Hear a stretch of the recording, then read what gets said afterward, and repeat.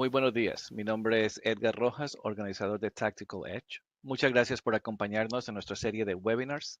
Agradeciendo a nuestros patrocinadores, a Exceda, Tenable Networks, Activos TI, Silence, Checkpoint, Deloitte, Geek Girls Latam por ser patrocinadores de este evento.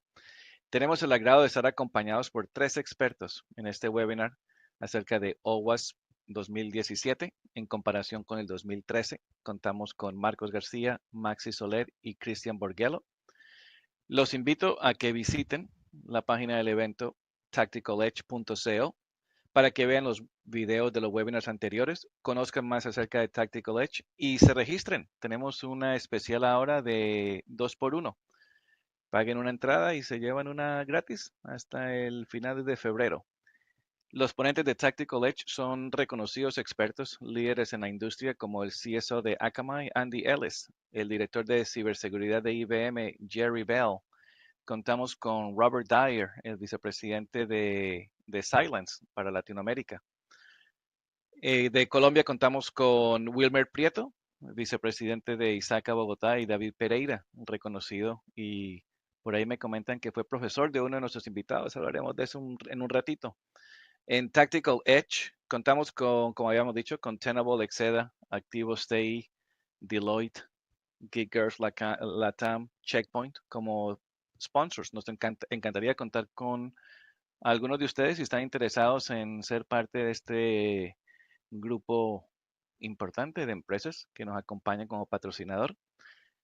El webinar de hoy, una vez más, es acerca de OWASP 2017 y contamos con tres expertos de lujo, de verdad, Marcos García, el CSO de ArtSec, Maxi Soler, el CTO de ArtSec y un invitado especial, Cristian Borgello. Ojalá que no haya maltratado tu apellido. Christian es el director de Seguinfo, que muchos de ustedes deben conocer, y Christian también es la persona encargada de la traducción del OWASP 2017, así que son realmente personas que conocen mucho acerca del tema.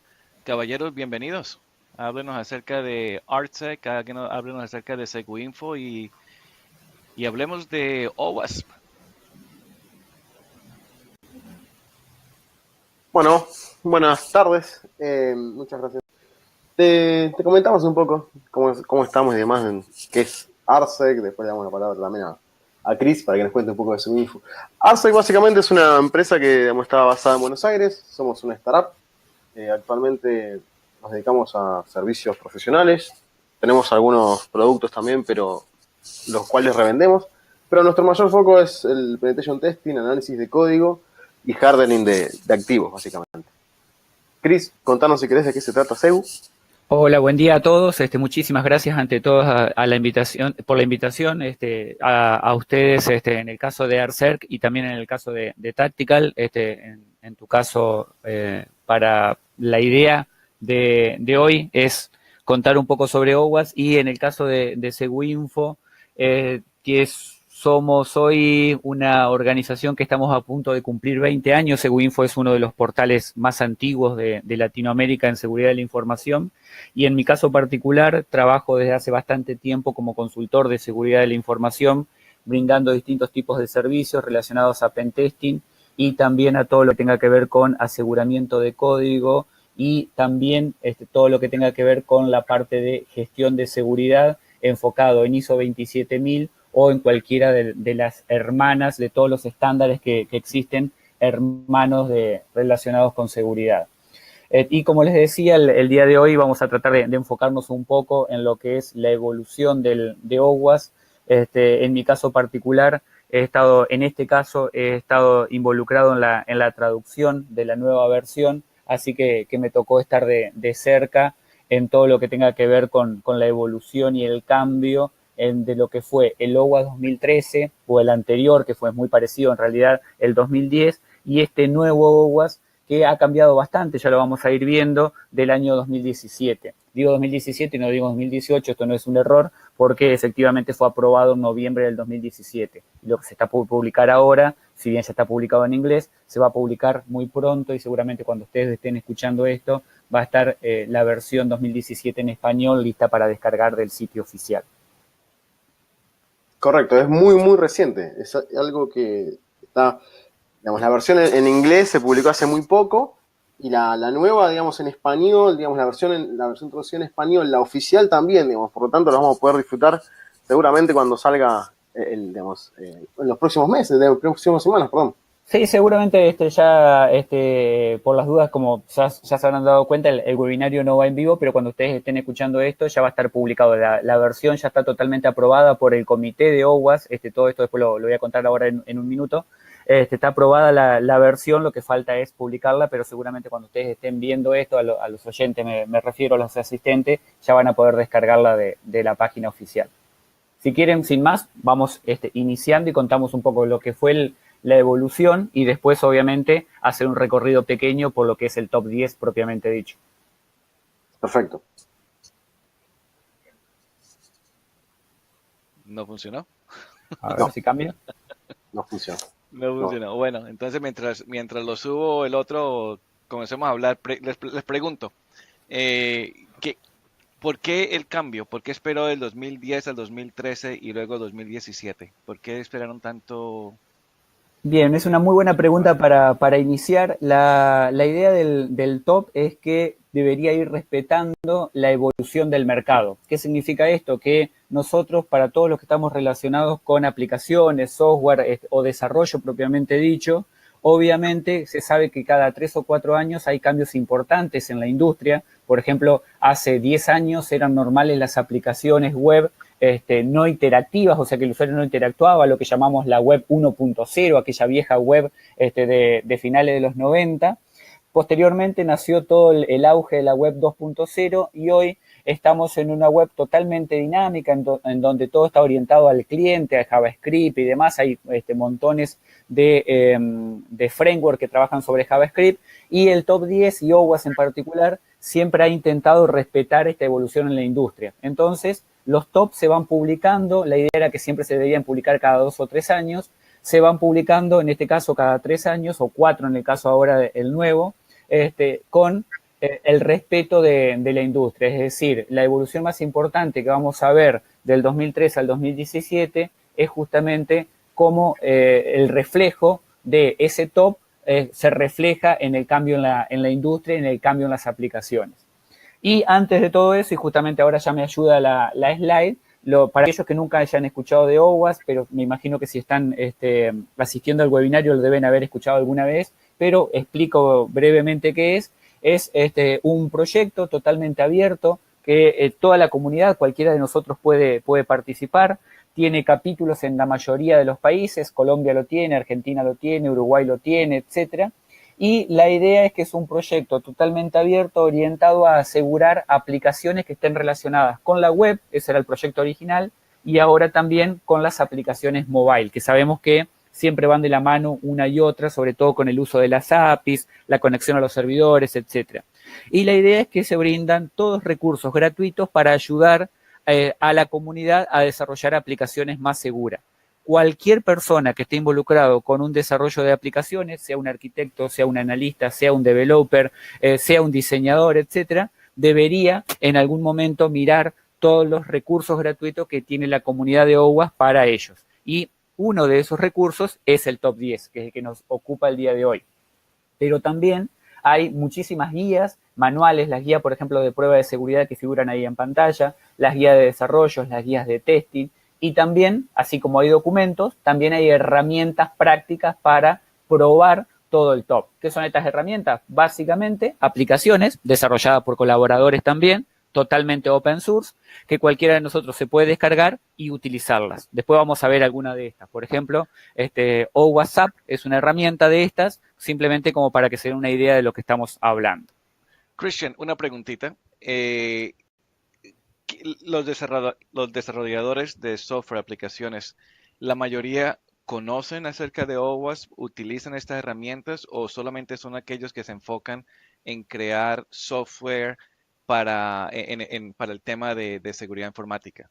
Bien, en general la gente que está más involucrada con el desarrollo la seguridad orientada al desarrollo seguramente va a conocer OWASP porque hay una gran base de conocimiento que está dentro de OWASP. Pero por experiencia de los últimos 10 años dando cursos relacionados con OWASP y demás, la realidad es que si hoy te digo, agarro un grupo de 100 personas, probablemente el 50% de 100 desarrolladores, solamente desarrolladores, no orientados a seguridad, seguramente el 50 o el 60% de ellos nunca hayan escuchado hablar de OWASP, lo cual es una lástima porque, como decía anteriormente, hay una gran cantidad de material que todos nosotros podemos utilizar. Ahora, si de esos desarrolladores agarramos personas que en algún momento han estado involucrados con proyectos grandes que tienen que involucrar también seguridad dentro de esos proyectos, seguramente un gran porcentaje, un 80%, conozca el proyecto de OWASP. Perfecto. Otra preguntita. Yo he visto clientes que utilizan las guías de prueba de seguridad como parte del Software Development Lifecycle, que utilizan cuando desarrollan aplicaciones. Me pareció espectacular. Eh, pero no creo que es que muchas empresas utilizan estas herramientas, ¿correcto? Para el tema de prueba y el tema de colocarlo en el SDLC o SDLC. Sí, es extraño. En general, con las empresas que me toca trabajar, aquellas que conocen OWASP, por ejemplo, no es que utilizan un 100% del manual, sino que lo que se hace en general, y eso también se aplica a PCI, muchas veces lo que sucede es que se termina actualizando o haciendo un framework a medida para la empresa que nos toque evaluar. Entonces, toman como base por ahí el manual o los manuales de OWASP o de cualquiera de los otros de la industria, y a partir de ahí se hace un framework propio para esa empresa. Entonces, tenemos que una empresa que se dedica al ámbito bancario va a tener su framework de trabajo orientado a sus aplicaciones, pero una que trabaja en el ámbito financiero o en cualquier otro ámbito relacionado o que tenga que tener una aplicación segura, va a tener también su propio framework basado en las buenas prácticas de la industria. Pero no es muy común, no sé, ustedes, Maxi y Marco, si tienen una experiencia distinta, pero no es muy común que se tome el 100% del manual tal cual y se lo utilice de esa manera.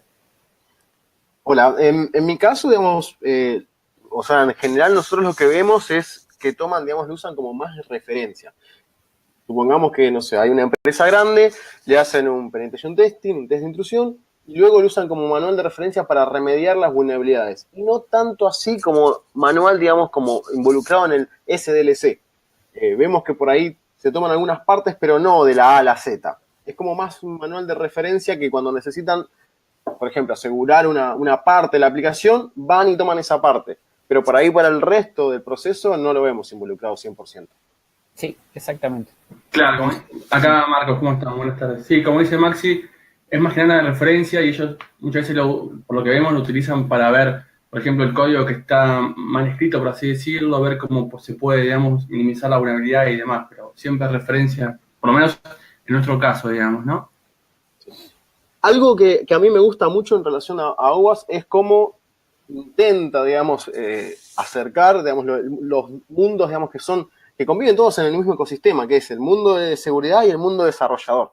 Ha creado diferentes como si fuesen estrategias en las cuales, digamos, hay una persona que es un atacante, una persona que defiende, una persona que codifica. Entonces trata de mezclar, digamos, esas diferentes, digamos, personas, digamos, esos diferentes skills y deberes dentro de una misma organización para que puedan de alguna forma convivir y cada uno vaya aprendiendo del otro. Eso se ve en los eventos, se ve también en los manuales que van generando y es importante porque, digamos, muchas veces nosotros nos pasa desde el ámbito, digamos, como ofreciendo los servicios profesionales, que a veces, digamos, el desarrollador no quiere que le digan que está mal el código que desarrolló o que lo expongan. Sin embargo, OWASP trata, digamos, de ir limando este tipo de asperezas y acercando a estos dos sujetos, digamos, alguien que desarrolla, el otro que le dice y le apunta de alguna forma que lo que está haciendo está mal.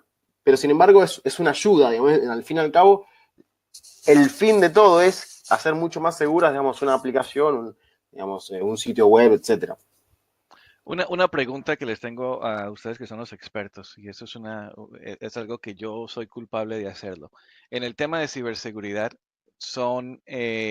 hay muchas áreas de expertise, ¿no? O sea, tú puedes ser una persona que es experto en configurar un firewall.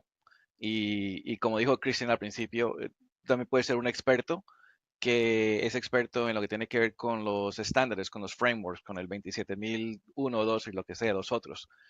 Ambos están bajo la sombrilla de ciberseguridad, pero ambos son diferentes. O sea, el que sabe estándares no va a saber de firewalls y viceversa. ¿Qué tal en el tema de desarrolladores? En el OWASP vamos a ver más adelante que tienen, por ejemplo, cross-site scripting y SQL injection. Son dos cosas diferentes, ¿correcto? Entonces, se puede esperar que un desarrollador sea experto en ambas y pueda utilizar a OWASP como referencia, poder resolver vulnerabilidades que ataquen a ambos defectos, digamos, en una aplicación. Ahora se puso picante, se puso interesante la charla. Sí, como bien mencionas, obviamente en general todos los frameworks son distintos. Vamos a tomar, por ejemplo, PCI, que yo los mencionaba anteriormente. En la versión nueva, por ejemplo, en la versión 3.2, nosotros vamos a tener que alinear de alguna manera lo que nos pide PCI con, por ejemplo, si es una empresa que está alineada también a ISO 27000, con lo que nos pide la ISO. Y si por algún motivo también o tenemos que alinearnos a SOX, también nos tenemos que alinear a eso y también nos tenemos que alinear a COVID probablemente. Y todo eso vamos a tener que hacerlo respetando los estándares de desarrollo para desarrollar una aplicación mobile, por ejemplo, bancaria, segura. ¿Cómo hacemos para tratar de alinear todo eso? Bueno, justamente cada uno de los estándares, y esto creo que es lo más interesante que tienen todos los estándares, es en que en general nos dicen qué es lo que tenemos que hacer, pero no nos dicen expresamente cómo lo tenemos que hacer. Muchas veces esto puede ser bastante molesto, pero en realidad está hecho a propósito de esa forma y está bien que sea así, porque cada empresa, la idea es que lo va a tener que resolver de acuerdo a sus necesidades de negocio y de acuerdo también al skill técnico que tenga o las necesidades técnicas o los recursos que tenga, porque esto también es un tema de presupuesto a veces, lo va a tener que hacer de acuerdo a los objetivos que plantee ese negocio. Yo no puedo pedirle a una empresa que nunca hizo una aplicación móvil que tenga el mismo nivel de seguridad, o vamos a suponer una empresa que vende zapatos, por decir algo, una pequeña pyme, no le puedo pedir el mismo estándar de seguridad y que tenga la misma calidad de profesionales y cantidad de profesionales que una empresa financiera que cotiza en bolsa. Por lo tanto, lo que nos van a decir los estándares es qué es lo que tenemos que hacer. ¿Cómo lo llevamos nosotros adelante? Va a ser de acuerdo a nuestros recursos y de acuerdo al skill técnico que tenga cada una de las personas que trabaja dentro de esa empresa. Por otro lado, yendo a la segunda parte de tu pregunta, que es si un desarrollador debería o no conocer el top 10 como mínimo, vamos a suponer las dos vulnerabilidades que mencionaste tú al principio, en realidad es que deberían conocerlas. De hecho, por ejemplo, en los cursos que nosotros brindamos, en general, recorremos el top 10 y vamos explicando cada una de ellas, cómo se puede explotar, de hecho lo vamos a hacer ahora, cómo se puede explotar, cómo deberíamos solucionarlos, etc. La idea es que los desarrolladores, hoy, por lo menos, deberían conocer el top 10. La realidad es que existen muchísimas otras vulnerabilidades, existen más de 1000 que están indexadas, por ejemplo, en el CWE, que es otro que después vamos a hablar. Pero por lo menos el top 10, un desarrollador más o menos responsable, que le interese su trabajo y que intente hacer bien su trabajo, la realidad es que debería conocerlos, por lo menos cómo evitar las 10 vulnerabilidades del top. Perfecto. Entonces continuemos, vamos a ver cuáles son los top 10. Bien. Maxi, si querés encargarte. No, bueno, explico primero lo que es el top y después nos orientamos al top propiamente dicho. Básicamente el top 10 es un documento, tiene 25, 26 hojas, no tiene mucho más que eso, en donde nosotros vamos a tener listado, como su nombre lo indica, las 10 vulnerabilidades más importantes o las que OWASP consideró que son las más críticas de acuerdo a una serie de parámetros que lo vamos a ver ahora. Ese documento tiene como objetivo tratar que, como decía anteriormente, los desarrolladores conozcan cuáles son las vulnerabilidades más importantes y a través de una información rápida, que es una vulnerabilidad por hoja, para que se dé una idea lo rápido que se lee, que tenga información rápida de que si nuestra aplicación es o no vulnerable a esa vulnerabilidad en particular que se esté tratando, cómo saber si nuestra aplicación es vulnerable, cómo detectarlo y también una guía muy pequeña con URL sobre todo, o enlaces o distinta cantidad de recursos para saber cómo solucionarlo. Entonces, en la hoja 10 vamos a tener la primera vulnerabilidad, en la hoja 11 vamos a tener la segunda vulnerabilidad y así sucesivamente vamos a hacer un recorrido por todo el top. Obviamente, esto fue evolucionando, como hablábamos al principio, fue cambiando. La primera lista se publicó en el 2003, año 2003, con lo que en ese momento todavía no se conocía como top 10, pero ya eran las 10 vulnerabilidades, y posteriormente se popularizó con el nombre de OWASP Top 10. A partir de ahí después se publicó en el 2004, en el 2007, en el 2010, en el 2013 y en el 2017 se fueron publicando las distintas versiones.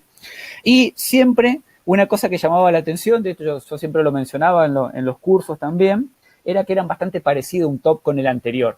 Esto era porque la metodología de evaluación siempre había sido o se había respetado de la misma manera, no había cambiado desde el año 2003 hasta el 2013 o hasta el 2015 de hecho, no había cambiado la metodología de evaluación de cómo se medía el riesgo para saber cuáles eran las vulnerabilidades más críticas. En el 2016 y el 2017 esto cambió radicalmente dentro de la organización de OWASP y lo que se hizo fue cambiar la forma en que se mide el riesgo para saber posteriormente cuál es el top. Por eso es que si uno mira la versión 2013 versus la versión 2017, va a haber diferencias importantes. Sin mirar el top 1, la primera, que siempre es inyección, siempre ha estado ahí primero y dudo que alguna vez vaya a salir de ahí. Hace varios años. Hace varios años que está ahí primero.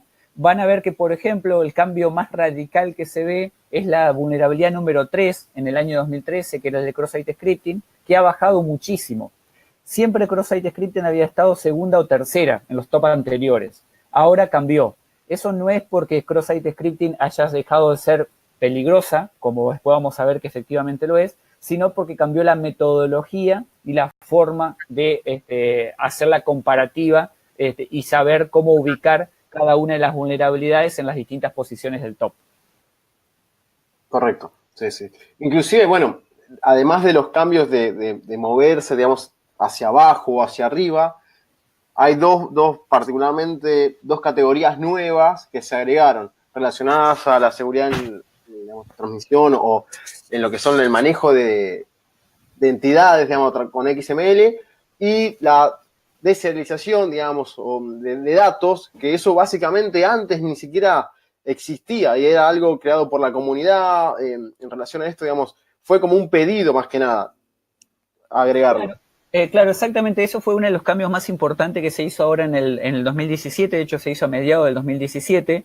El cambio radical que sufrió esa forma de medirlo era que antes la medición era a través de consultas que se hacían a las empresas que trabajan en análisis de código. Entonces, básicamente se pedía a todas las empresas, envíenme cuántas vulnerabilidades, o de forma anónima obviamente, cuántas vulnerabilidades se encontraron y de qué tipo eran. Eso se metía todo en una bolsa, en una gran planilla, se sumaba y de acuerdo a la cantidad se suponía que esa era la vulnerabilidad más importante. Igual había después algunas otras métricas, no es tan lineal, pero lo estoy simplificando. Pero en el 2017 lo que se cambió es que esas nuevas vulnerabilidades que aparecen, como bien decía Maxi recién, lo que se hizo fue una encuesta también a la sociedad. ¿Qué significa esto? Que aparte de los datos cuantitativos que se obtuvo de todas las empresas, que eso sigue igual que en el anterior, se sumó también información cualitativa. Básicamente se hizo una pequeña encuesta que todos nosotros podíamos responder, obviamente ahora ya está cerrada, por supuesto, preguntando a la comunidad qué te parece a ti de cuál es la vulnerabilidad más grave. La gente votaba y en base a eso se sumó esa calidad de respuesta a el nuevo top 10. Por eso es que cambió y aparecen, por ejemplo, todo lo que tenga que ver con logueo insuficiente, que es la número 10, o la deserialización que mencionaba recién Maxi, y también todo lo que tenga que ver con XML y el manejo de las API, todo esto se incorporó al nuevo top porque la comunidad votó que debería ser así, si bien no aparecían en los datos cuantitativos que se habían recolectado anteriormente. Ese es el cambio más importante que hay entre el 2013 y el 2017. Digamos, sumando a lo que mencionás, perdón, sumando a lo que mencionabas vos, Chris, digamos, tenemos, digamos, así como ingresaron 2 nuevas y se sumaron, digamos, se mezclaron, por ejemplo, el A4, digamos, que en su momento era referencias, digamos, inseguras de objetos y demás, o la parte, digamos, falta de control de acceso, se sumaron a una misma categoría, se eliminaron 2 categorías que eran la Cross-Site Request Forgery y la otra, el redireccionamiento inválido o forward, digamos, de alguna forma. Esas se terminaron eliminando, digamos. También basado en lo mismo, cantidad, digamos, de información recopilada y cantidad, digamos, de personas que habían votado para que continúe o no. Exactamente. De hecho, el tema de las redirecciones, estuvo bastante discutido, y también el tema de las APIs que mencionaba recién. Ustedes, si vieron el top 10, en el top de la versión 2017, no aparecen las APIs. Pero si ven la release candidate, o sea, la que estuvo como candidata a ser el top 10, van a ver que efectivamente estaba. Esto fue una discusión interna que surgió en la forma de medición. Después la API finalmente quedó en el puesto número 11, número 12, no recuerdo ahora, pero la realidad es que el top 10 siguen siendo 10, por lo tanto, obviamente había que elegir qué dejar adentro y qué dejar afuera, y finalmente quedaron estas, ¿no? Claro. La pregunta que yo tengo, el A10, ¿sí? El A10 en sí tiene que ser con insufficient logging y monitoring. ¿Cómo se dice? Log y monitoreo, ¿correcto? O sea, Sí. la información que envían las aplicaciones cuando tienen algún problema, a eso es lo que se refiere. Envíeme información que el sistema no arrojó lo que yo necesitaba y dígame, Exactamente. ok. Sí, sí. Efectivamente es esto, y esto yo siempre también lo mencionaba. Para mí, siempre lo digo en los cursos, sobre todo también siempre lo digo, que para mí la herramienta más importante que tiene un programador o un DBA o cualquier persona relacionada a auditoría, por ejemplo, es el logueo. Si yo no estoy logueando información, no estoy recolectando cómo funciona la aplicación, o cómo está fallando, o en qué momento falló, es difícil que después yo aprenda cómo mejorarla. Entonces, esto es algo que siempre se echó en falta en el top 10, o por lo menos yo lo echaba en falta. Esto es una opinión personal ahora, pero me alegró muchísimo cuando lo vi que finalmente había quedado en el top 10, aunque haya quedado última, no importa, porque significa que efectivamente yo voy a poder ir aprendiendo de cómo funciona la aplicación, cómo falla y cómo arreglarla. Por lo tanto, es fundamental que el monitoreo hoy por hoy esté. De hecho, cualquiera que haya trabajado alguna vez en alguna entidad, por ejemplo, sabe que si yo no estoy monitoreando algo, obviamente no lo voy a poder medir y obviamente no lo voy a poder mejorar. Pero entonces, ¿eso no serían mejores prácticas y más no temas de inseguridad en cuando está codificando aplicaciones? Muy buena pregunta. Está relacionado con las dos en realidad. O sea, las Ok. buenas prácticas, de hecho, la norma ISO lo pide, PCI lo pide, etcétera. Siempre nos van a pedir que haya monitoreo, o cualquier persona que haya estado relacionada alguna vez con la auditoría, lo primero que nos van a pedir es monitorear y Sí. brindarme información de cómo funciona tu aplicación. Pero ¿qué sucede? Está relacionado con las buenas prácticas, pero esas buenas prácticas en algún lado lo tengo que bajar a la práctica, valga la redundancia, Implementar. en el software. O sea, yo tengo que poner en algún lado una instrucción que diga loguea esto o no loguees esto. Por lo tanto, también está relacionado con el código y la escritura de ese código. Ok, otra pregunta. Algunas de estas, y disculpen mi ignorancia en estos, pero algunos de estos del 2013 que se fueron, que ya no aparecen en 2017, como el Cross-Site Request Forgery, por ejemplo, o el otro que era Insecure Direct Object References. Estas no se pueden ser que fueron solucionadas por avances en los browsers mismos que no permiten esto. Y por lo tanto, no es que se haya reducido en el tema de las aplicaciones como se escriben, pero que los browsers están ayudando a contener muchos de estos problemas, ¿o estoy equivocado? Hubo un poco un avance, digamos, en relación en ese sentido. Para estos casos quizás no tanto, pero, por ejemplo, antes, hace un tiempo atrás, no había tantas cabeceras de seguridad o tantos controles adicionales como tenían, digamos, antes del 2013, porque cuando se hace el top, digamos, es cuando la información ya está recopilada y demás. Pero, por ejemplo, pensando en 2013, llevando a cabo, digamos, la recopilación, digamos, juntando información, analizándola, ahora, como estamos en 2017, ya 2018 en realidad, hay cada vez más nuevos, de alguna forma, cabeceras de seguridad que le brindan de alguna forma una protección al usuario final, al cliente final. que sin embargo, digamos, ahora muchas cosas fueron mudando, fueron cambiando, y ahora tenemos casi todo va al lado cliente, es, bueno, que el cliente se encargue, que lo resuelva el cliente. Era como mencionaba Cristian antes, digamos, muchas cosas ahora a través de los frameworks de desarrollo de JavaScript, como se viene implementando y utilizando de manera abismal, dejan un poco de lado, digamos, el tema de la seguridad. Pero sí, digamos, un poco ha crecido en ese sentido las protecciones que brindan los browsers, por ejemplo.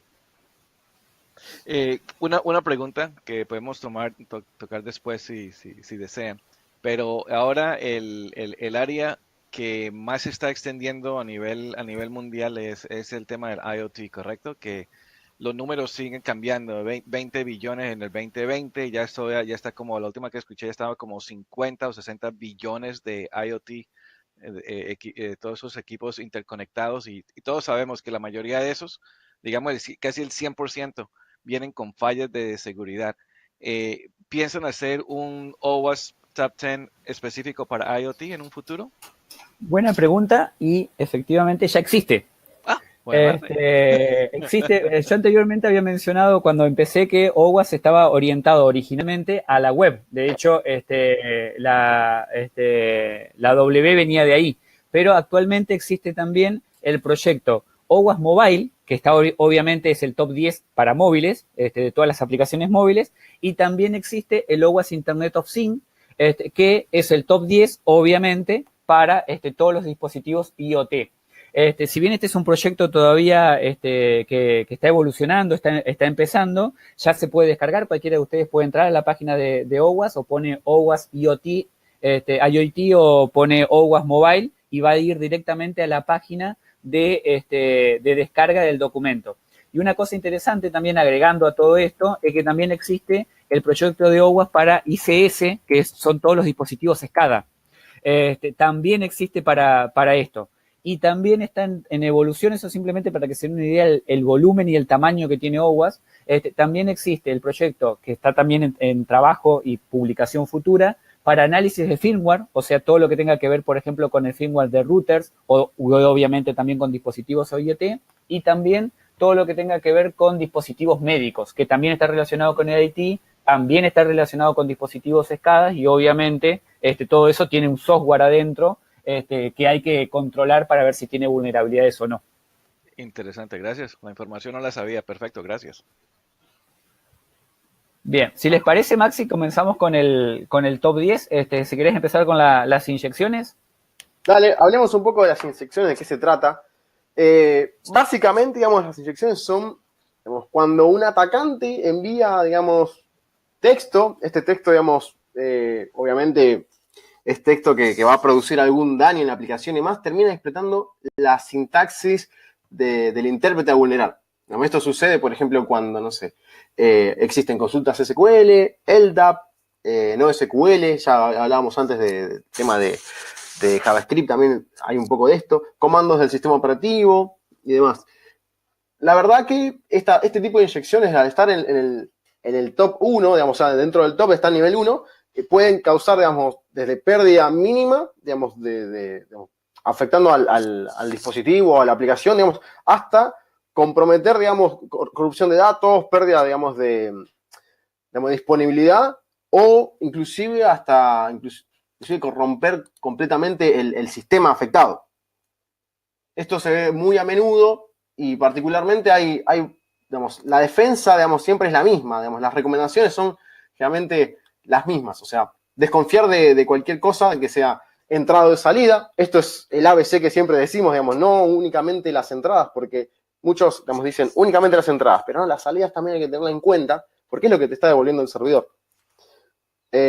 Digamos, si tuviésemos que basarnos un poco más a lo que sería SQL, por ejemplo, usar, digamos, variables parametrizadas, procedimientos almacenados y sobre todo evitar consultas dinámicas, que es lo que le da principalmente la posibilidad a cualquiera, digamos, de generar, digamos, o forzar las consultas a su propia voluntad. Sí, acá también está relacionado lo que mencionaba Edgar anteriormente, que las mejoras en los frameworks sí ayudaron a evitar de alguna forma las vulnerabilidades. Por ejemplo, hoy todos los frameworks de desarrollo moderno, sea en Java, .NET, Python, Ruby, o cualquier otro que se les ocurra de todos los que existen hoy, por ejemplo, todos ellos manejan consultas parametrizadas. Pero ¿qué sucede? El framework no hace por mí el trabajo mágicamente. Por lo tanto, si el usuario, el programador, perdón, en este caso, no sabe que tiene que usar las consultas parametrizadas y arma una consulta dinámica con todo concatenado, con todos los parámetros concatenados, obviamente su aplicación es vulnerable. ¿Es culpa eso del framework, que es inseguro? ¿Es culpa? Obviamente no es culpa del framework, es culpa del desarrollador, en ese caso que no estaba apropiadamente capacitado y no sabía de estas vulnerabilidades y termina metiendo la vulnerabilidad. Yo siempre digo que hoy por hoy, año 2018, es prácticamente inconcebible que la inyección siga estando primero con todas las facilidades que nos brindan los frameworks modernos. Sin embargo, sigue estando primero, después de 10 años sigue estando primero.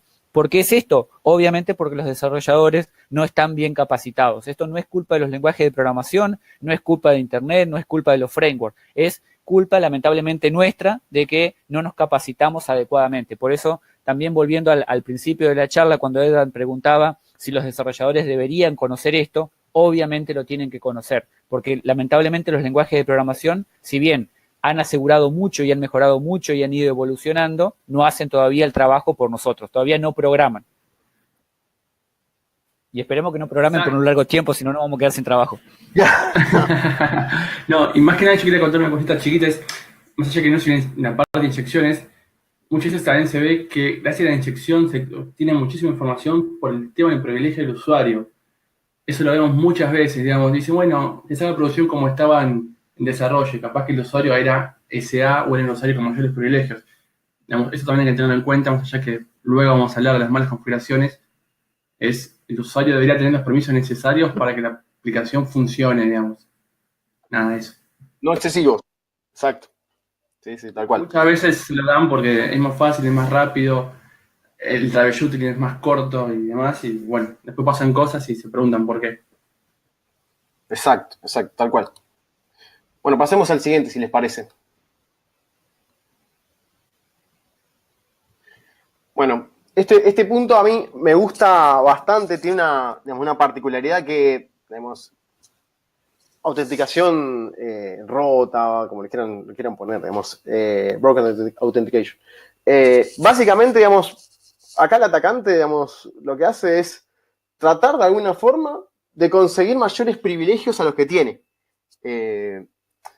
Es bastante sencillo, digamos, los desarrolladores muchas veces lo que hacen es crear sus propios esquemas de autenticación o gestión de accesos. Entonces, provocando de alguna forma que no se controle bien el cierre de sesión, la gestión de contraseñas, los tiempos de desconexión o expiración de una sesión, otras funciones adicionales como recordar contraseña, cuando existen, por ejemplo, no sé, métodos para hacer un recovery de la contraseña a través de la pregunta secreta o una actualización de cuenta. Entonces, digamos, particularmente esto, digamos, permiten que alguna persona, un atacante, ataque otras cuentas, digamos, ajenas, digamos, a lo que tiene permiso, obviamente.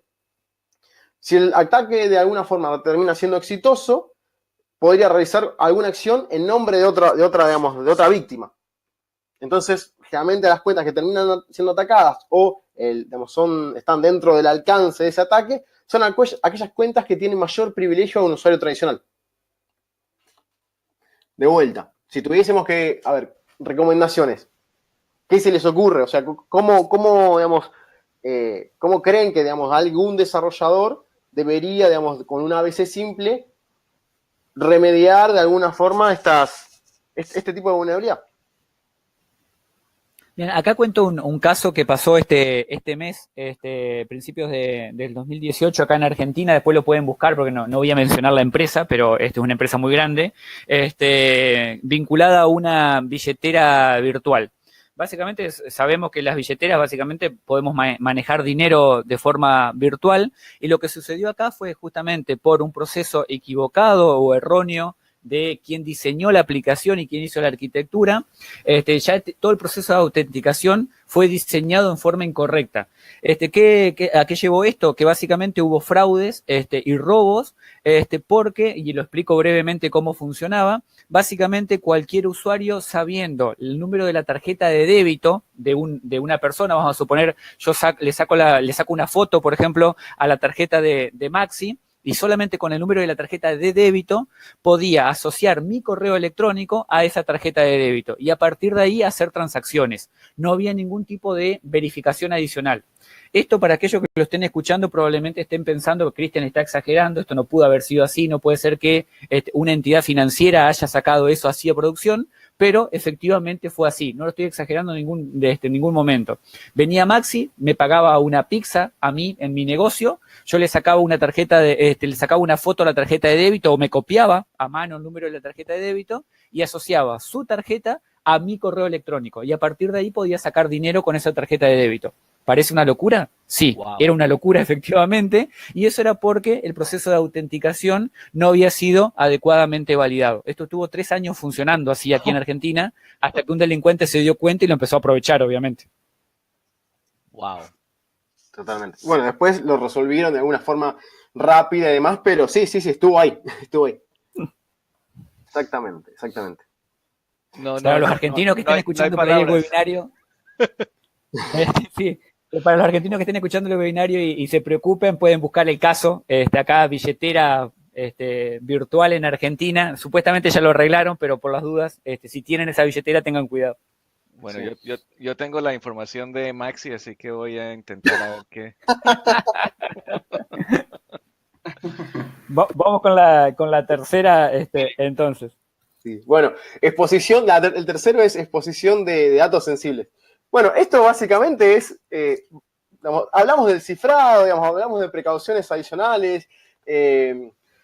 Generalmente, digamos, los atacantes no terminan rompiendo la criptografía de forma directa. No es que se van a poner a atacar de alguna forma. Imagínense que un atacante quiere, no sé, ingresar a algún sitio o acceder a datos confidenciales. No se va a poner a querer romper un certificado, obtener la clave privada de eso. O sea, es muchísimo más el tiempo que tienen que perder en eso. Entonces, ¿qué hace? Digamos, ataca de alguna forma a los datos que no están sensibles. Perdón, a los datos sensibles que están cifrados, que usan un algoritmo débil o que usan algún hashing, digamos, simple. Por ejemplo, los leaks han pasado, digamos, por todos lados. Todos sabemos y hemos visto de empresas que han sido de alguna manera liqueadas y se ponen las contraseñas con algún método de hashing. Ese hashing después se termina comparando. Bueno, ¿qué sucede? Utilizaban algún mecanismo de hashing débil. Estos fallos frecuentemente lo que hacen es comprometer los datos que deberían estar siendo protegidos de forma segura. De vuelta, a ver, ¿qué recomendaciones tendríamos en esos casos? Si quieren les comento algunos. Cris, si quieres también comentarnos algún caso. Ahí vamos. Con respecto a todo lo que es la exposición, para la no exposición en realidad, porque eso es lo que me interesa a mí, no exponer los datos sensibles. Primero, el tema de que actualmente ya no tendría que estar en discusión esto, y parece ridículo que lo mencionemos, pero seguimos almacenando lamentablemente información en texto plano, o con métodos de hashing que sabemos que están rotos, por ejemplo MD5. Seguramente muchos de ustedes que están escuchando en este momento deben haber utilizado o seguirán utilizando todavía MD5 o base 64, peor aún, o texto plano directamente, peor aún, almacenar los datos de esta manera. Entonces, obviamente, si alguien tiene acceso a esa información, lo va a poder romper fácilmente o, si está en texto plano, por supuesto, leerlo sin ningún tipo de inconveniente. Yo siempre muestro, ahora no lo voy a mostrar por una cuestión de tiempo, pero siempre muestro, por ejemplo, una base que fue liqueada, que es una fuga de información en el año 2012 de Yahoo. No estoy hablando de una pequeña empresa, estoy hablando de una de las empresas más importantes de Internet en su momento, ahora ya no, pero en su momento sí. Año 2012, en donde habían filtrado una base de datos de usuarios y las claves estaban en texto plano. Uno dice, esto es imposible que le haya pasado a Yahoo, y sin embargo le pasó. Le pasó lo mismo en LinkedIn después en el año 2014, en donde los hash estaban en SHA-1 y sin salteo. Esto es muy importante también el tema del salteo. Y nuevamente toda la base de datos, en ese caso de LinkedIn, habían podido romperlo a través de ataques de fuerza bruta al algoritmo SHA-1. Entonces, esto es fundamental que actualmente lo tengamos en cuenta. Por otro lado, esa es la forma de almacenar datos. Y la otra es la forma de transmitir información. También es ridículo que estemos todavía discutiendo si tengo que utilizar HTTPS o no utilizarlo. Eso es ridículo que lo estemos discutiendo en el año 2018. Hoy por hoy los navegadores, de hecho ya Chrome y Firefox, avisan cuando yo me estoy por loguear en una página con HTTP plano. De hecho, durante este año ya a partir de junio, van a empezar a prohibir que eso suceda. Esto es muy importante si hay administradores y desarrolladores escuchando, que empiecen a tomar conciencia porque tienen que empezar a adquirir certificados para sus sitios web si aún no lo tienen. Una pregunta a ustedes tres. Yo creo que yo sé la respuesta, pero ustedes son los expertos. Me llegó un correo de una empresa en Latinoamérica que querían que registrara mis datos para poder enviar los pagos. Hice el ingreso de los datos y me llega un correo de ellos confirmando mi número, mi usuario y mi contraseña. Y la contraseña en texto. ¿Qué significa? Que no le tienes que comprar nada a esa empresa. Correcto, la base de datos está en texto plano, no está cifrado ni nada, ¿correcto? Exactamente, o que no está cifrado o que por lo menos ellos tienen una metodología para descifrarlo, lo cual también está mal. Es lo peor. Que es peor. Por lo tanto, sí, yo de mis recomendaciones no le compres nada a esa empresa, o sea, vuelvo a lo mismo. Para mí hoy está fuera de discusión si un administrador, por ejemplo, tendría que tener acceso a la clave del usuario o no. La respuesta es no, bajo ningún punto de vista. La única persona que debería tener acceso a mis datos sensibles, y ni hablar si estamos hablando de una contraseña o una tarjeta de crédito, es el mismo dueño de ese dato. Por lo tanto, empresas que lamentablemente todavía siguen con esa metodología de trabajo y demás, mi recomendación, parece medio severa la recomendación, pero de hecho en mi vida trato de respetarlo, si tú no cuidas mis datos, no te los voy a dar, es tan sencillo como eso. Listo, conversémoslos después de acerca de ese posible cliente del grupo. Bueno, una puerta, Maxi, si querés. Vale, sí. Bueno, digamos, el A4, digamos, las entidades externas con XML, o también llamado XXE, digamos, es nuevo. Este es el que se agregó, digamos, en el top. Antes no existía, no fue de alguna forma pedido por la comunidad, sino que se agregó en base a la cantidad de vulnerabilidades que la gente, digamos, o las empresas veían que existía. De hecho, es un ataque básicamente también nuevo. Yo no recuerdo si en el 2013 ya había algún paper o algo así, pero es nuevo y hay algunas herramientas que hacían explotación sobre esto ahora. ¿Qué sucede con esto? Digamos, con esta vulnerabilidad. Bueno, las aplicaciones, digamos, que utilizan XML o de alguna forma transmiten, digamos, o cargan archivos XML, permiten de alguna manera que a través de fuentes no confiables se inserten datos que no son de confianza en estos documentos XML. Luego, estos XML son procesados y de alguna forma permiten que se extraigan datos, ejecutar una solicitud remota a algún servidor, escanear los sistemas internos, realizar algún ataque de negación de servicio y como también es posible combinarlo o ejecutar, digamos, con otro tipo de ataques. Digamos, ¿dónde sucede el problema o cómo está, digamos, de alguna manera armado? Es básicamente que al ser procesado no está bien definido, digamos, lo que se llama DTD. Entonces, de esa forma permite la ejecución. Cris, ¿querés comentarnos algunas recomendaciones?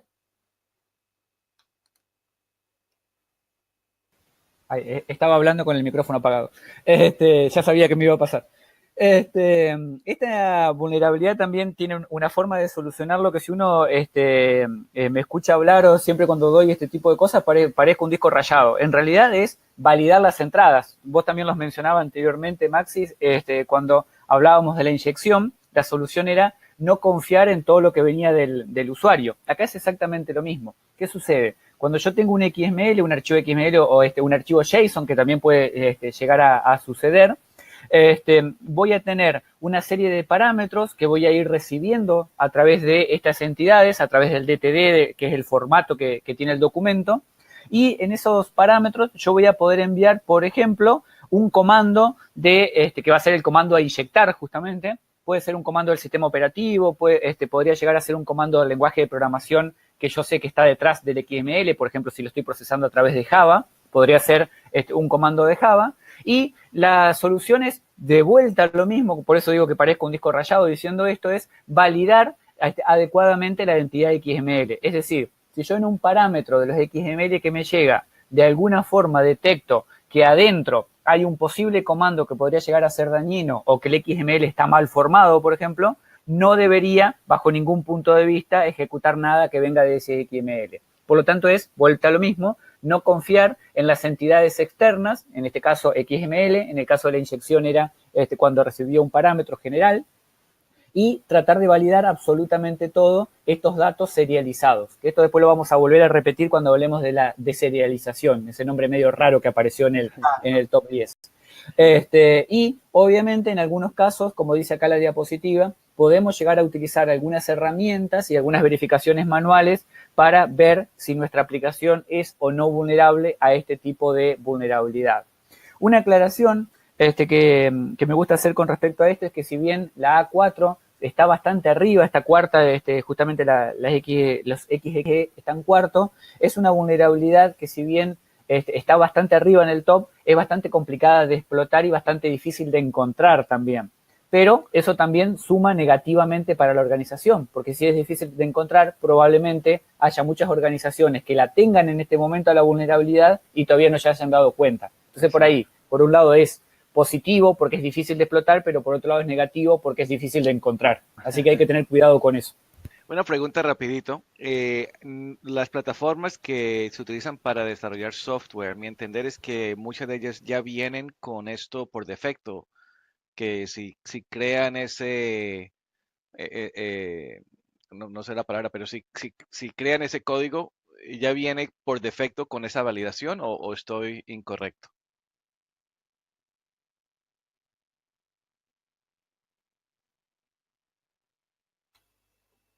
¿Los perdí a todos? Hola, hola. Aquí estoy. Estábamos pensando en verdad.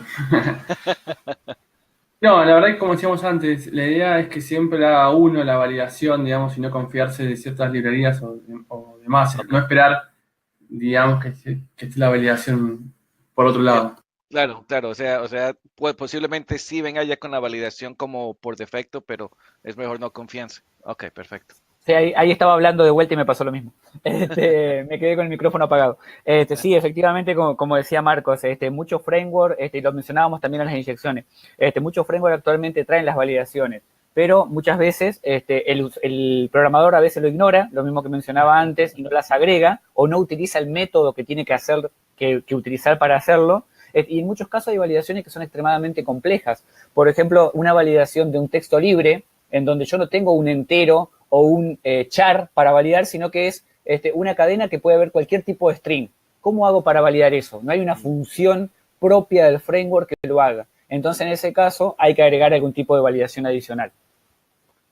Ok. Y como siempre haciendo whitelist y no blacklist, ¿no? Exactamente. Vamos con la quinta. Vamos, dale. ¿Qué sucede, digamos, con el control de acceso roto de alguna forma o broken access control? Muchas veces lo que hacen, digamos, es las aplicaciones verifican esto, digamos, los privilegios o los accesos antes, digamos, de hacer visibles las funcionalidades del usuario. ¿Cómo es esto?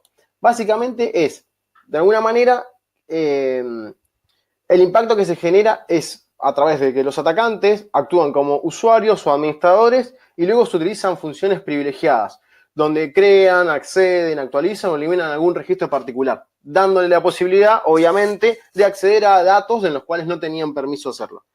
La mejor forma de detectarlo generalmente es a través de pruebas manuales. Posiblemente, digamos, muchas veces suceda que falta una automatización en el control de acceso o no utilizan frameworks, es decir, programan, digamos, pero no se hace, digamos, de forma prolija en ese sentido, utilizando algún framework que sea para el control de acceso, para las sesiones, para, digamos, estandarizando un poco el proceso, básicamente. ¿Qué se puede hacer, digamos, de alguna manera? Es,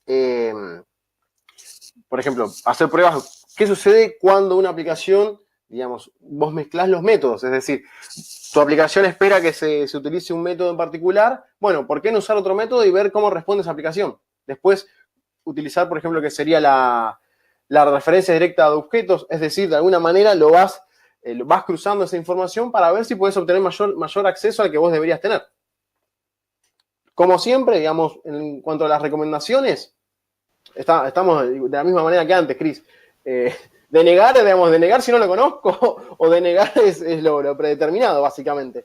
Exactamente, sí, en este caso se está viendo mucho y cada vez más, y esto me alegró que esté esta vulnerabilidad ahora de esta manera acá, en el nuevo top, porque básicamente se está usando cada vez más el tema de las APIs. Todos nosotros continuamente nos estamos comunicando en todas las aplicaciones, estamos utilizando APIs y usamos información que esa API consulta de alguna manera. Si nosotros tenemos esta vulnerabilidad, nos permitiría, por ejemplo, acceder a más información de la que realmente necesitamos. Esto pasa, por ejemplo, un control muy común que aquellos que estén por ahí más relacionados con aplicaciones mobile lo deben conocer, JWT, por ejemplo, que es un estándar de facto prácticamente hoy para hacer validaciones de este tipo. Si nosotros lo implementamos mal, lamentablemente vamos a poder conseguir más información que la que realmente necesitaría el usuario. Y obviamente las recomendaciones, volvemos a lo mismo, el tema de utilizar listas blancas, de negar de manera predeterminada, es decir, yo no puedo darle el acceso porque sí a un usuario simplemente porque se validó, sino que debería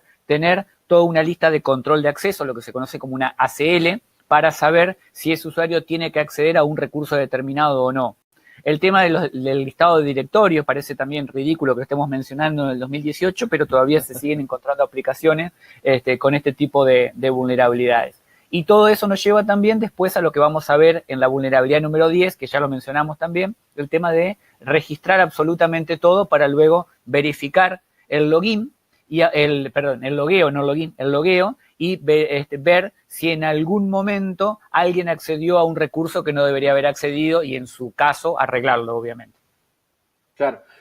Una aclaración sobre este punto, que es, digamos, el A5. Digamos, fue la unión de dos. O sea, en el 2013 era, digamos, las referencias inseguras a objetos directos, y después con el A7, digamos, que también del 2013, que era falta de validaciones, digamos, en los controles de acceso. Terminó siendo el A5 en el 2017. Bueno, perfecto. Si quieren, vamos al siguiente. Digamos, a mí me gusta, se ve bastante, o sea, se ve casi siempre, digamos. Es algo que se ve a menudo, que es básicamente configuraciones incorrectas en, ya sea una aplicación, en un framework, en un servidor de aplicación, servidor de web, el código propio. Las vulnerabilidades, digamos, están frecuentes en muchos, digamos, en muchos lugares. Entonces, hay que tener en cuenta, digamos, todo el ecosistema, digamos, todo el ambiente, y poner foco en cada uno de ellos, no únicamente a nivel código, porque podemos tener un código muy seguro, pero ¿qué sucede si dejamos, no sé, un sistema operativo back level, legacy, una librería que también nunca se actualiza por estar sujeta, por ejemplo, al sistema operativo? ¿Qué sucede en esos casos, digamos? Hay muchas vulnerabilidades, obviamente no a nivel de código solamente, sino también a nivel, digamos, como mencionábamos antes, digamos, de todo lo que hace el ecosistema en sí. Entonces, un atacante puede atacar desde cuentas por defecto, páginas que están en uso, archivos, directorios sin protección. Como mencionábamos antes, también hay directorios que por ahí no tienen listado, digamos, de directorio habilitado, y hay archivos confidenciales ahí adentro, bases de datos que alguien dejó por mala práctica, básicamente. A mí me interesan algunos lugares, por ejemplo, que tienen la página con HTTPS, ¿no? Y dicen estamos seguros, pero tienen gráficas o tienen otros links dentro de las páginas que no tienen el HTTPS. Entonces ya a eso es lo que nos estamos refiriendo en este punto, que puede ser que se enfocaron a hacer todo seguro, pero dejaron una ventanita abierta y alguien la encuentra y se mete por ahí. Claro, exactamente. Quizás también como mencionabas tú al principio hoy, esta vulnerabilidad en particular es la que menos tiene que ver específicamente con el desarrollo. Tiene que ver con el desarrollo, pero también con todas las configuraciones que mencionaba Maxi recién y esta que tú mencionas también. Yo puedo tener un montón de recursos o toda la aplicación estar sobre HTTPS, pero todas las imágenes, por ejemplo, estar sobre HTTP. Eso, si bien no va a significar una vulnerabilidad en sí mismo, significa que hay un problema de configuración. Y eso podría abrir una pequeña endija, un pequeño agujerito para decir, perfecto, si se olvidaron de esto, quizás también se olvidaron de esto otro y probablemente se hayan olvidado de esto otro también. Entonces todo eso va a ser recopilación de información que el atacante potencialmente podría llegar a utilizar para después encontrar una vulnerabilidad real sobre el sistema. Siempre que cuando hablamos de esto hay que tener en cuenta que hablamos de riesgo también. Esta vulnerabilidad de estar un poco más bajo en el top tiene un riesgo menor, pero significa que si yo voy sumando muchas migajas, a partir de ese momento podría llegar a armar perfectamente un ataque viable. Entonces, no significa que yo porque haya tenido, me haya olvidado de un parche, o me haya olvidado de asegurar todo con HTTPS, mi servidor y toda mi aplicación y toda mi arquitectura va a ser insegura. No, no significa eso. Pero significa que de alguna manera podría llegar a recolectar algo de información que le pueda ser útil al atacante.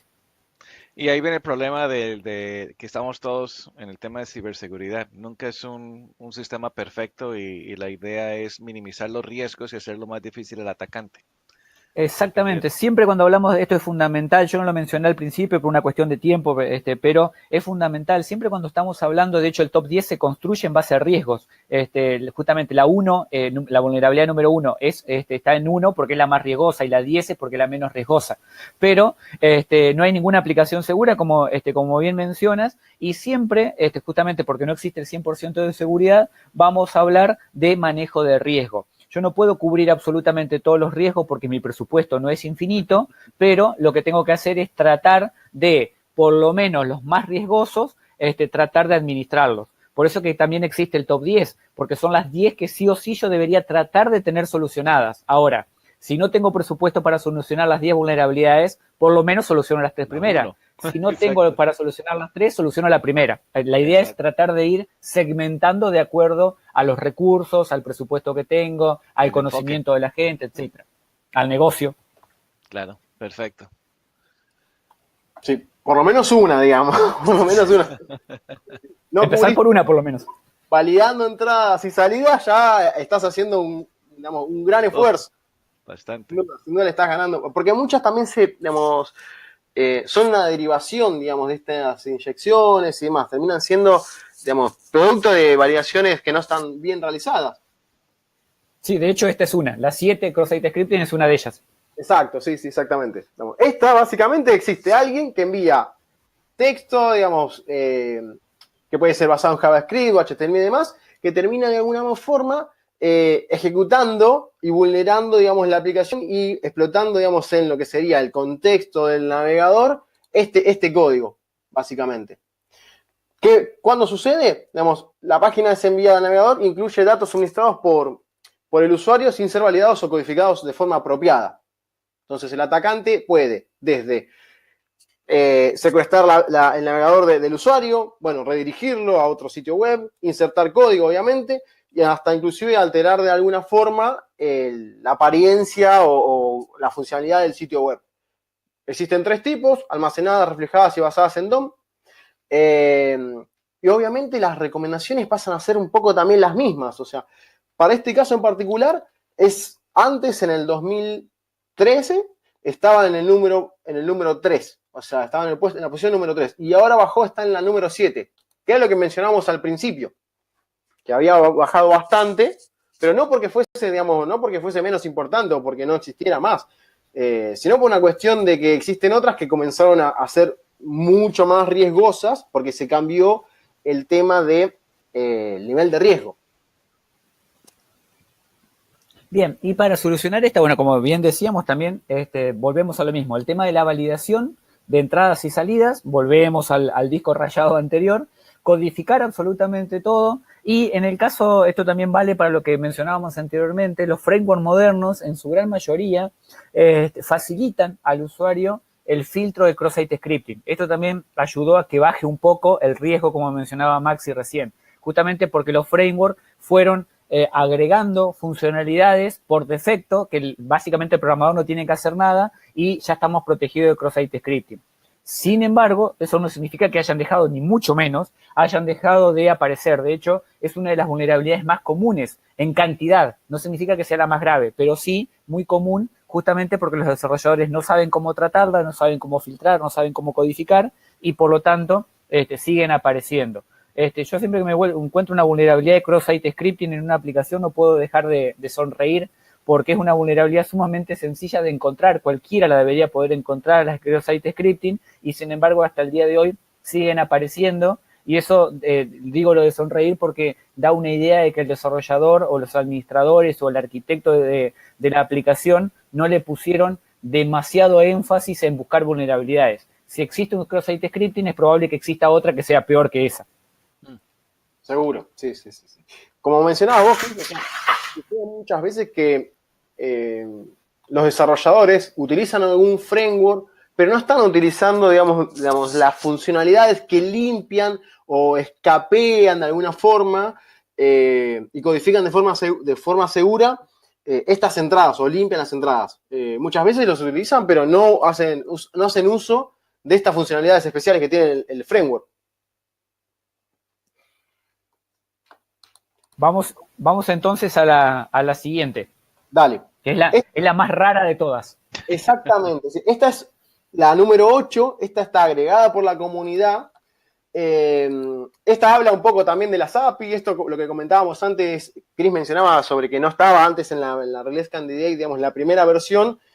Había como un apartado especial para el tema de las APIs, pero bueno, esto lo unieron un poco y dijeron, bueno, metámoslo acá adentro de alguna forma y demás. ¿Cómo sucede esto? La deserialización insegura. Esto es un poco una combinación y no aplica al igual para todas las aplicaciones. Sin embargo, es común, digamos, este tipo de vulnerabilidad. ¿Cómo sucede esto? Digamos, las aplicaciones, las APIs terminan siendo vulnerables cuando deserializan objetos que son manipulados, enviados por un atacante. Esto provoca que de alguna forma la estructura de los objetos y los datos sean modificados y que la lógica de la aplicación funcione de otra forma totalmente diferente. ¿Cómo habría que, de alguna forma, prevenirlo? Es no aceptar datos serializados de fuentes no confiables o utilizar medios de serialización que solo permitan algún tipo de dato primitivo. Es decir, únicamente permito lo que yo sé que va a venir. No, esto volvemos siempre a lo mismo. Validar y validar. Y no permitir que alguien ingrese contenido y nosotros procesarlo y aceptarlo como válido. El impacto que tiene es muy grande o muy chico dependiendo de la aplicación. Pero esto puede ser desde una ejecución remota de código hasta, imagínense, por ejemplo, cambiar de alguna forma lo que sería algún privilegio, leer datos de la aplicación o de la API en sí. ¿Esto tiene que ver con algo con man in the middle attacks y cosas así, o estoy muy fuera de serie? No, en este caso no tan así. Ok. En realidad tiene más que ver con la forma en que yo mando los parámetros. Recién Maxi mencionaba el tema de la serialización. Cuando la serialización básicamente es codificar de una manera apropiada para que la aplicación, codificar los parámetros de una manera apropiada para que la aplicación posteriormente los deserialice. O sea, primero recibo un paquete de datos. Por ejemplo, lo que yo puedo hacer es agarrar todo un array de datos. Vamos a suponer que está mi nombre, mi apellido y mi número de documento. Lo codifico en forma binaria, por ejemplo, o lo meto dentro de un array JSON o lo meto dentro de un archivo XML. Por eso esta vulnerabilidad es hermana de la otra, la es XXE que mencionaba anteriormente. Agarro ese paquete de datos, lo tengo separado por coma, vamos a simplificarlo, tengo el nombre, coma, el apellido, coma, el número de documento, y posteriormente la deserialización es cuando yo separo esos datos y agarro el nombre por un lado, el apellido por otro y el documento por otro. En el caso del documento, por ejemplo, es fácil porque yo sé que tiene que ser un número entero positivo. Pero el nombre y el apellido, por ejemplo, me pueden venir caracteres especiales. Por ejemplo, podría venir una comilla en el apellido. Vamos a suponer que mi apellido es O'Brien o comilla O'Brien. Entonces, al separar ese dato, yo podría incluso meter otro comando. En vez de poner una comilla, por ejemplo, podría meter un comando de SQL. Entonces, la deserialización tiene que ver con eso, en cómo separo los datos, cada uno de los parámetros, y adicionalmente, posteriormente, los valido. Entonces, va por ese lado. Obviamente las validaciones vienen siendo las mismas que ya hablábamos anteriormente, ¿no? Claro, ok. Por eso decía anteriormente que es una vulnerabilidad complicada de entender al principio. De hecho, tuvimos muchísimos problemas cuando estábamos haciendo la traducción, porque la traducción tenía un lenguaje muy técnico en inglés que explicarlo en castellano se complicaba. Acá hay un ejemplo, por ejemplo, en el caso de un array, un JSON, por ejemplo, en donde yo podría cambiar la palabra usuario, por ejemplo, que está en el primer array, por la palabra admin. En ese caso me daría acceso como administrador cuando en realidad yo no era administrador. ¿Eso por qué? Porque no estaba validado adecuadamente el parámetro cuando separé cada uno de ellos. Wow. Exacto. O sea, el atacante que utiliza esta clase es porque de verdadmente te tiene como objeto y quiere atacarte y entonces busca maneras, porque esto no es algo que se puede hacer con un script o algo así, eso tiene que ser alguien que quiera.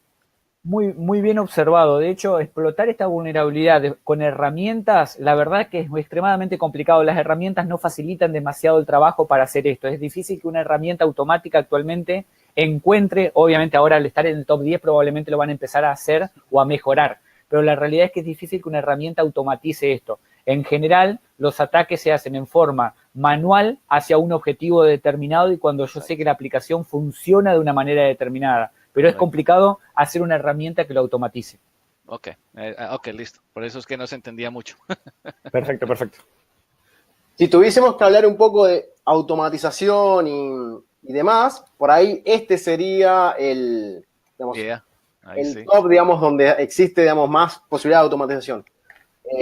Cuando se usan componentes con vulnerabilidades conocidas. Un atacante, por ejemplo, toma una herramienta, un escáner de vulnerabilidades, ya sea web o digamos, de network y demás, y ejecuta, digamos, pone el IP, pone la URL y ejecuta, digamos, esta herramienta. Esta herramienta, obviamente, le va a decir qué componentes tienen vulnerabilidades conocidas. Entonces, una vez que identificó el componente, si existiera algún exploit, digamos, adapta el exploit al objetivo, al target que tiene. Y bueno, si el exploit da positivo, de alguna forma termina, digamos, teniendo los privilegios o teniendo, digamos, el beneficio del exploit, de alguna forma, si lo queremos llamar. Cualquier aplicación puede tener este tipo de problemas. Debido a que muchas veces sucede que los equipos de desarrollo no actualizan a veces los componentes o las bibliotecas que utilizan. El impacto, como mencionaba, puede ser desde inyección de código, con ganar el acceso, digamos, de alguna forma a la aplicación, el servidor, cross-site scripting también, porque por ahí el componente que estamos utilizando es una combinación, digamos, y terminamos descubriendo un cross-site scripting porque la librería que utilizamos es vulnerable. Por lo tanto, el impacto puede ser desde lo mínimo hasta, por ejemplo, apoderarse del equipo de forma completa o comprometer los datos. Esto es interesante porque creo que fue ayer o anteayer que leí en un thread en Twitter que decía que alguien hizo una herramienta que utilizaba a Shodan para el tema del IoT y combinaba esa información que encontraba con Shodan, lo combinaba con una base de datos que él tenía o esta persona tenía que había colectado y luego comenzaba a generar un ataque específico utilizando Metasploit de acuerdo a esa vulnerabilidad que encontró de acuerdo al escaneo de Shodan. Entonces yo veo esto y yo digo, wow, alguien se puso a leer bastante acerca de este A9 y dijo, yo puedo hacer una herramienta que haga esto. Sí, digamos, automatizando es interesante. Posible. Sí, totalmente. De hecho, es la vulnerabilidad, una vulnerabilidad sumamente común, no creo que nunca vaya a salir del top, excepto que aparezcan vulnerabilidades muchísimo más críticas, creo que esta nunca va a salir del top, justamente porque es sumamente común y en general las empresas, por ejemplo, son bastante reticentes a solucionar vulnerabilidades o a parchear porque le tienen miedo a los parches. Por ejemplo, yo te digo, en enero salieron 218 actualizaciones para la versión de Oracle. ¿Qué administrador o DBA va a tener el valor suficiente para instalar 218 parches en su base productiva? Entonces, ante la duda, te dicen, no parcheo. Pero ¿qué sucede? Al no parchear, dejo expuesta la base de datos. Entonces, es un juego siempre entre no me animo a parchear, Si parcheo, quizás rompo todo porque el parche también puede tener algún problema, y en el caso de no parchear, estoy expuesto. Entonces, creo que es una vulnerabilidad, por otro lado, sumamente fácil de entender, y que es, por otro lado, también a veces difícil de tratar de acuerdo al ámbito en el que esté trabajando. Correcto. Por eso siempre Exacto. la recomendación acá, ahí te dejo, Marco. Por eso siempre la recomendación es tener 3 ambientes, probemos los parches primero en desarrollo, después probémoslos en testing, dejemos una semana que funcionen y después probemos en producción. Sí, yo más que nada iba con rapidito, digamos, nosotros nos pasa muchas veces cuando hacemos los análisis de vulnerabilidades que encontramos, digamos, ya sean librerías o software que están muy desactualizados y los clientes nos dicen, y pasa que si yo actualizo esta versión de Windows o una más nueva, la aplicación que tengo corriendo en ya no funciona. Y pasa muchas veces, digamos, este tema de cosas, digamos. No parchean, no solo por miedo a no romper, sino que saben que se va a romper. Claro. También, digamos, las empresas toman digamos, no sé si llamarlo metodología o la práctica, de saltar de versiones, no hacen actualizaciones intermedias. Por ejemplo, salió la versión 8, bueno, estoy en la versión 8, pero la 8.5 no salto a la 9. Y si puedo, salto a la 10, pero de alguna forma terminan asumiendo ese riesgo, que a veces ese riesgo es muy alto. Con muchas de las empresas que yo he conversado en el tema de consultoría de seguridad y todo eso y mejores prácticas, siempre hablamos acerca de lo que llaman mitigating controls, como se dice en español, para mitigar el riesgo. O sea, si sabemos que no puede parchar porque va a quebrar la aplicación que usted utiliza y usted utiliza esa aplicación para temas financieros, entonces tenemos que ver qué otros controles podemos instalar alrededor de esta solución para protegerlo de eso. O sea, que estos sean los que se dediquen a detectar esta clase de ataques para que no le lleguen a ustedes. Sí, O sea, hay varias maneras de resolver eso. Así que, exactamente, sí, exacto, eso está relacionado a las mitigaciones que yo puedo poner alrededor de la vulnerabilidad, o bien también al concepto de defensa en profundidad, es decir, que la bala de plata justamente no existe. Yo no puedo detener un virus con un antivirus, lo tengo que tener con un antivirus, con un firewall, con defensa en profundidad, con un filtro para web, lo tengo que detener con un anti-spam, con un anti-phishing, y tengo que mencionar 50 herramientas más, porque si no, sí o sí, el malware va a pasar. Entonces acá es exactamente lo mismo, tengo que ir agregando distinta cantidad de controles que mitiguen de alguna manera la vulnerabilidad que yo sea la que estoy expuesto. correcto. Llegamos a la A10, el último. ¿Qué significa esta? Esto lo comenzamos a mencionar un poco al principio, que bueno, esta particularmente es nueva y también fue, digamos, agregada a pedido de la comunidad, en base a los sondeos que hacen y que, bueno, abren los llamados a la comunidad para que digan, bueno, cuál es la experiencia de ellos y cuáles ven que debería estar agregada en el top. Esto era lo que hablamos un poco con Chris, que es falta de controles, falta de login y de monitoreo, y que eso, digamos, de alguna forma le permite al atacante no ser descubierto. Digamos, por ejemplo, el atacante, no sé, comienza a hacer el brute force sobre cuentas y demás, y nadie se dio cuenta que los están atacando, y le están haciendo un ataque por diccionario o algo parecido. Entonces, la recomendación básicamente es tener, digamos, el suficiente monitoreo y examinar los registros después de algún, por ejemplo, un test de intrusión, un intento de intrusión también. Cris, sobre esto, si querés, vamos a comentarles las recomendaciones, pero más que nada, ¿qué es lo que permite? Ahí volví. Básicamente la idea es tratar de registrar la mayor cantidad de cosas, como decía hoy, para ir aprendiendo. Por ejemplo, vamos a suponer que yo contrasto un pentest, tengo que tener los logs prendidos para ir viendo cómo va sucediendo el pentest. Si hay parte del pentest que me lo perdí, evidentemente hay algo que no estoy logueando. Y así como me perdí una parte del pentest, que en ese caso es bajo condiciones monitoreadas y condiciones preestablecidas, también me estoy perdiendo, obviamente, el logueo ante un posible ataque real. Como bien mencionabas vos recién, si me están haciendo un ataque por diccionario, tratando de adivinar una cuenta detrás de otra, y yo no tengo nada que loguee el login, obviamente no me voy a dar cuenta que está haciendo ese ataque de diccionario, está llevándose a cabo. O si tengo, por ejemplo, algo que es muy normal, la famosa rotación de logs, que el log se borra después de, llego a 1 giga, por ejemplo, y se borra, o llegar a los 7 días y se borra. ¿qué va a suceder? Si lo estoy rotando, obviamente al octavo día perdí la información del primer día y capaz que me están atacando. Justamente el log también creció mucho porque me estaban atacando también. Entonces todo esto no me voy a dar cuenta, no lo voy a poder registrar y obviamente el ataque, primero, va a ser mucho más efectivo porque el atacante se va a volver invisible, entre comillas, y segundo, no me va a dar posibilidad de mejorar la aplicación porque nunca me doy cuenta que me están atacando. Claro. Además, tampoco sabes qué daño te hicieron. ¿Dónde ingresó? ¿Cómo? Nada. Exactamente, en el análisis forense eso iba a agregar. Vamos a suponer que, de hecho, siempre que hay algún tipo de ataque que se hace conocido públicamente, siempre detrás hay un tipo de denuncia judicial y demás, y va a haber un análisis forense.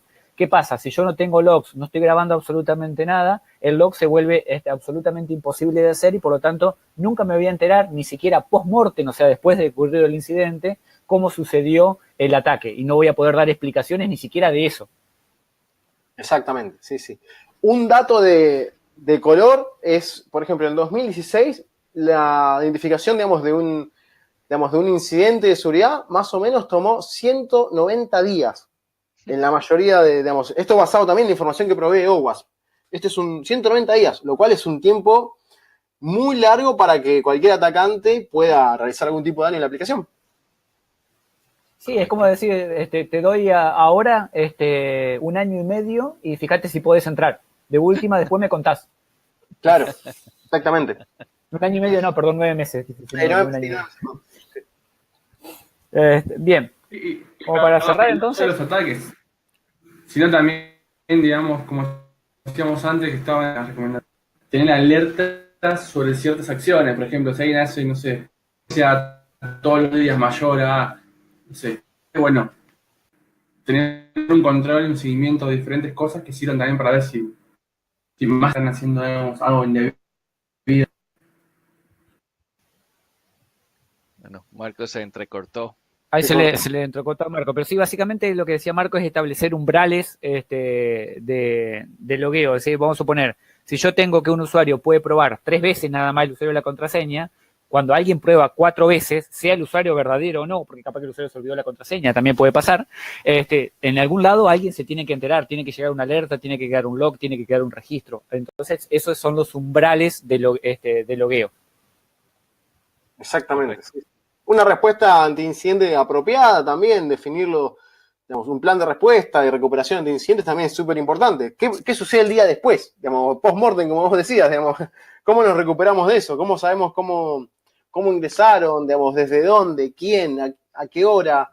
¿Qué metodología utilizó? Exactamente. Pero interesante porque esa clase de incidente de respuestas muchas empresas no lo tienen. Muchas dicen que lo tienen y cuando uno va a ver no lo tienen. No. Queda todo en el procedimiento, en la política escrita, en lo que está redactada. Pero en la acción todavía no saben cómo es la cadena de llamados, básicamente. Exacto. Sí. Nos va pasado. Bien. Bueno, para aquellos que quieran, digamos, leer un poco más, obviamente hay mucha más información, existen otros tipos de top también, como es el de SANS, el de Common Weakness Enumeration, que es un top 25, también muy útil, ahí tienen las referencias, está la guía de pruebas de OWASP, que también es muy, muy conocida, ahora creo que está en la versión 4, pero creo que pronto va a salir la 5, y bueno, después los últimos links lo que hicimos fue poner herramientas que son a propósito, vulnerables. ¿Para qué? Para que puedan probar y que de alguna forma se puedan entretener y jugar con estas vulnerabilidades y ir aprendiendo cómo se explotan, cómo se previenen.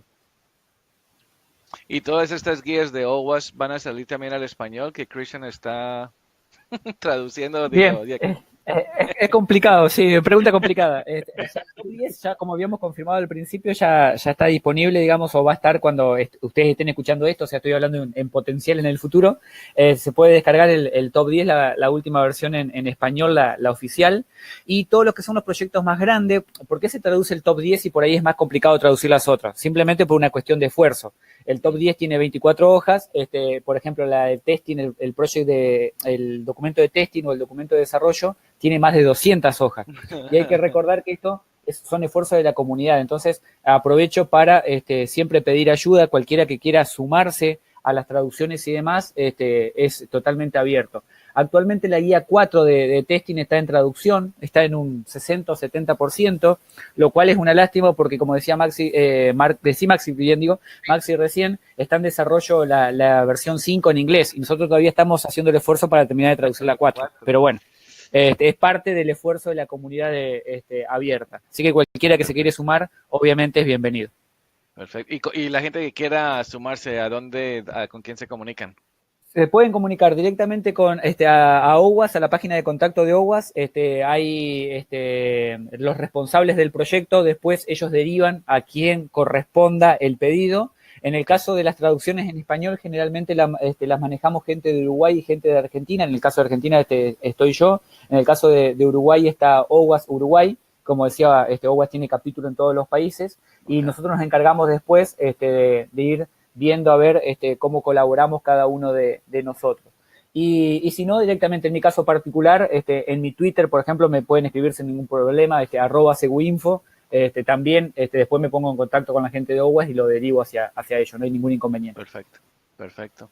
No, yo creo que esto es una buena manera de compartir con la comunidad y ayudar a la comunidad. Sí, efectivamente, como todo esfuerzo siempre de la comunidad, la idea es que, por ejemplo, así como sale este webinario gratuito, que la idea es dar a conocer el nuevo top o las cosas más importantes de OWASP, obviamente también siempre se espera que la comunidad devuelva algo y, por ejemplo, si tienes 5 minutos para traducir o 10 minutos para traducir una hoja de un documento, por ejemplo, o te interesa desarrollar una herramienta, también eso puede llegar a ser útil, no te interesa traducir, no te interesa escribir, pero sabes desarrollar aplicaciones, siempre está abierto para que la comunidad colabore. Y también es muy interesante, esto también me gusta destacarlo, OWASP en la mayoría de los países de Latinoamérica, a principio de año, de marzo a mayo aproximadamente, hace eventos en todos los países. Argentina lo hace, Uruguay lo hace, Colombia lo hace, Chile lo hace. Cada uno que quiera participar, que esté en este momento, que tenga algo interesante para contar, es participación gratuita, abierta. Puedo ir a escuchar o puedo ir a hablar si quiero. Es presentar el paper o presentarlo sobre lo que quiero hablar y cualquiera de nosotros puede dar una charla. No hay que ser un experto en absolutamente nada. Tengo algo interesante para contar, lo puedo contar sin problema. Excelente. Caballeros, esto se llama OWASP LATAM Tour. Por las dudas, para más información, entran a la página de OWASP, buscan OWASP LATAM de Latinoamérica Tour y van a encontrar las fechas en sus países, quién va a estar a cargo, etcétera, y eso es tan fácil como ponerse en contacto y ya está. Perfecto. Al principio ustedes comentaban acerca de Seguinfo y de ARSEC, te dan clases. Hablan acerca de las clases que dan de OWASP y qué otras training ustedes ofrecen. ¿Maxi? Bueno, te cuento, nosotros lo que estamos haciendo en conjunto también es, tenemos cursos para desarrolladores, seguridad para el desarrollo seguro, cursos también, digamos, que un poco se repasa el top, digamos, el top y es mucho más práctico, en los cuales hay laboratorios. La idea es que no únicamente que sean los slides, sino que puedan, digamos, de alguna manera probar estas vulnerabilidades en laboratorios reales, ejemplos reales con herramientas gratuitas y algunas por ahí comerciales. La idea es que quien asista pueda, digamos, tomar en contacto de forma directa con el código también y entender las vulnerabilidades, porque por ahí muchas veces sucede que en la teoría se entiende y más, pero en la práctica, digamos, por ahí hablar es fácil, pero lo más difícil es solucionar la vulnerabilidad existente. Entonces hacemos ese tipo de trainings. También tenemos otro que es para, más que nada, desarrollado para lo que son test de intrusión.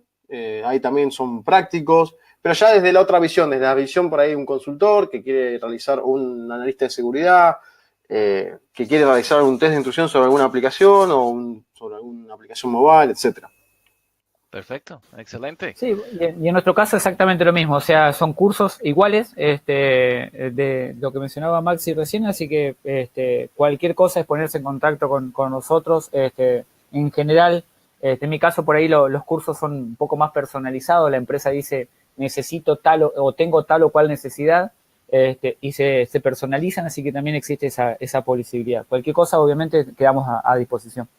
Excelente. Bueno, caballero, muchas gracias. Yo sé que tomó hora y media el webinar, que es para una hora, pero como habíamos dicho al principio, el tema muy interesante y no se le puede colocar hora y podemos pasar aquí días hablando acerca de cada uno de estos, de estos top 10. Pero agradezco Maxi, Marcos, Christian, muchas gracias por estar con nosotros, muy amables por su tiempo. Un sábado en la noche, ya sabemos que todos somos geeks, entonces agradezco todo su tiempo y espero que haya sido de ayuda a todos aquellos que estén presentes y se quedaron con nosotros la hora y media. El webinar estaría listo una vez que salga después de febrero 16. En la noche de febrero 16 estará listo para que lo puedan escuchar y tenerlo como referencia. Caballeros, últimas palabras.